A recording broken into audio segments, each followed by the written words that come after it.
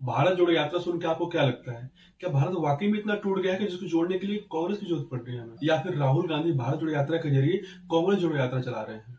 क्योंकि कांग्रेस कह रही है कि जो ये भारत जोड़ो यात्रा है, कोई चुनाव जीतो या कोई चुनाव जिताओ यात्रा नहीं है। इसको राजनीति से दूर करके देखा जाए। अगर मैं इस यात्रा को राजनीति से दूर करके देखता हूं, तो मेरे दिमाग में सवाल उठता है कि क्या राहुल गांधी कोई दार्शनिक है या फिर कोई धर्मगुरु है? वो है तो एक राजनेता, और अगर कोई राजनेता कोई यात्रा निकालता है तो उसको राजनीति से दूर करके कैसे देख सकते हैं? और खास करके उस टाइम पे कि अगर 2024 में कांग्रेस अच्छा परफॉर्म करती है तो सबसे पहला नाम होगा प्रधानमंत्री बनने का, तो वो होगा राहुल गांधी का। तो फिर इस यात्रा को राजनीति से दूर करके कैसे देख सकते हैं? अगर सही कहें तो ये जो यात्रा है ये कांग्रेस जोड़ो यात्रा है और साथ साथ वोट जोड़ो यात्रा भी है, क्योंकि इस यात्रा को रणनीति के तहत निकाला जा रहा है और उन राज्यों से निकाला जा रहा है जहां पे कांग्रेस का जनाधार गिरा है, जहां पे उसका वोट परसेंटेज कम हुआ है, सीटें कम हुई है। और सबसे बड़ी बात यह है कि जिन राज्यों से भारत जोड़ो यात्रा निकली है या फिर निकलने वाली है और उनके पूरे सीटों का जोड़ दें तो 321 आती है, और कांग्रेस को 2019 में इन 321 सीटों में मात्र 37 सीटें मिली थी। कांग्रेस के मीडिया प्रभारी जयराम रमेश ने कहा था कि ये इस यात्रा का उद्देश्य कांग्रेस का जो संगठन है उसको जोड़ना है, और उसके साथ साथ मोदी सरकार की नीयत और नीतियों के कारण जो आर्थिक विषमता बढ़ रही है, जो सामाजिक ध्रुवीकरण हो रहा है और जो राजनीतिक तानाशाही बढ़ रही है, उसको खत्म करना है। और इन तीनों मुद्दों पे जनता से आमने सामने बात करना ही उनका उद्देश्य है। अगर संगठन की बात करें तो कांग्रेस के कई राज्यों में असंगठन अभी भी है, कुछ कमजोर है और कहीं तो ऐसा हो गया है कि खत्म ही हो गया है।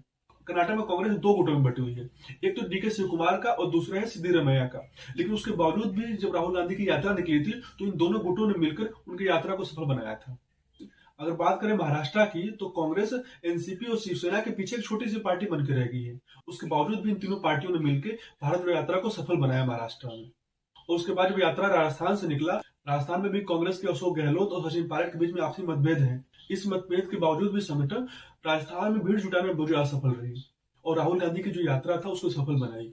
लेकिन कांग्रेस का संगठन कितना मजबूत है ये अगले साल होने वाले विधानसभा का चुनाव और 2024 के जो लोकसभा का चुनाव है उससे पता चलेगा।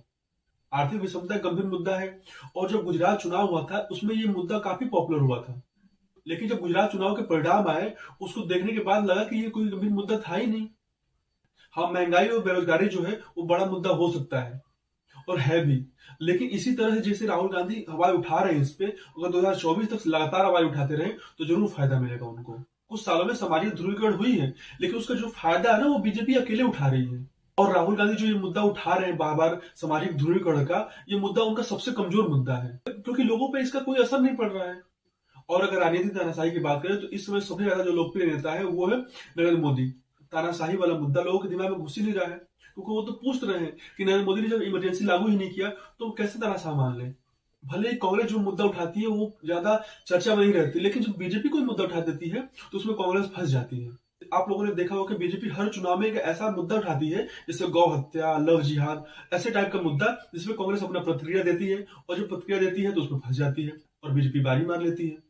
ऐसा नहीं है कि राहुल गांधी को भारत जोड़ो यात्रा से फायदा नहीं हुआ है, उनको बहुत ज्यादा फायदा हुआ है। जब कांग्रेस भारत जोड़ो यात्रा की घोषणा करी तो बीजेपी तो छोड़िए, जो उनके सदस्य थे, जो उनके कार्यकर्ता थे, वो भी ज्यादा सीरियस नहीं थे।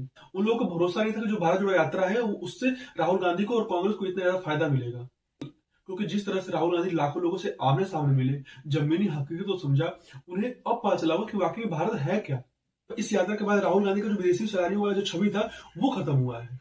जो लोग राहुल गांधी को, खास करके बीजेपी, उनको राजनीति में नौसिखिया और अगंभीर बता दी थी, उनकी परेशानी देखी जा सकती है। कांग्रेस के जो पार्टी वर्कर थे बहुत ज्यादा सुस्त हो गए थे, उनको लग रहा था कि कांग्रेस कोई काम ही नहीं कर रही है। और जब से भारत जोड़ो यात्रा शुरू हुई है वो सभी एक्टिव हो गए। साउथ में बीजेपी उतनी अच्छी नहीं है, अगर कर्नाटक को छोड़े तो उसकी स्थिति उतनी अच्छी नहीं है, और इसी का फायदा राहुल गांधी उठाना चाहते हैं। और यही कारण कि भारत जोड़ो यात्रा साउथ में बहुत ज्यादा टाइम ली। मीडिया जो राहुल गांधी का ये यात्रा है उसका जो कवरेज है वो न के बराबर कर रही है, और यही कारण है कि राहुल गांधी अपनी बातों को उन लोगों तक नहीं पहुंचा पा रहे हैं जो सोशल मीडिया से नहीं जुड़े हैं। मेन स्ट्रीम में कवरेज कम होने के कारण जो कांग्रेस है उसका प्रचार सोशल मीडिया पर ज्यादा कर रही है।